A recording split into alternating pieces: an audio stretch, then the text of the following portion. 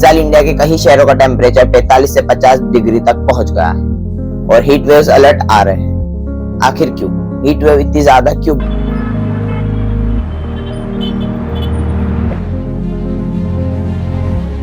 सो hello नमस्ते, welcome back to our new video. आज हम सिंपल लैंग्वेज में समझेंगे कि हीट वेव क्या होती है, इंडिया में क्यों बढ़ रही है और इसका इम्पैक्ट क्या है। जब टेम्परेचर नॉर्मल से बहुत ज्यादा हो जाता है और लगातार कई दिनों तक ज्यादा ही रहता है, उसे हीट वेव कहते हैं। ये सिर्फ गर्मी नहीं है, एक्सट्रीम वेदर कंडीशन। ये सब गब्बर की वार्निंग की वजह से हो रहा है।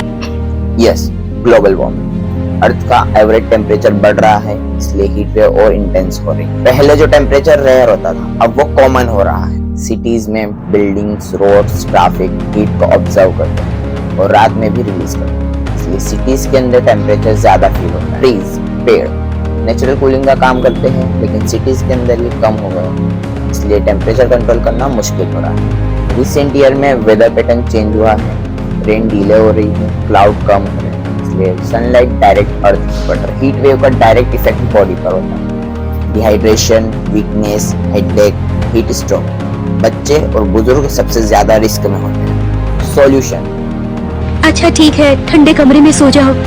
ठंडा कमरा? बाहर निकलो, ये कोई कमरा नहीं है, फ्रिज है। हीट वेव एक सीरियस प्रॉब्लम है और आने वाले समय में और बढ़ सकती है, इसलिए अवेयरनेस और सेफ्टी जरूरी है। तो आपके एरिया में टेम्परेचर कितना चल रहा है, कमेंट्स में जरूर बताओ और ऐसे इंफॉर्मेटिव वीडियो के लिए फॉलो करो अब्दुल्ला।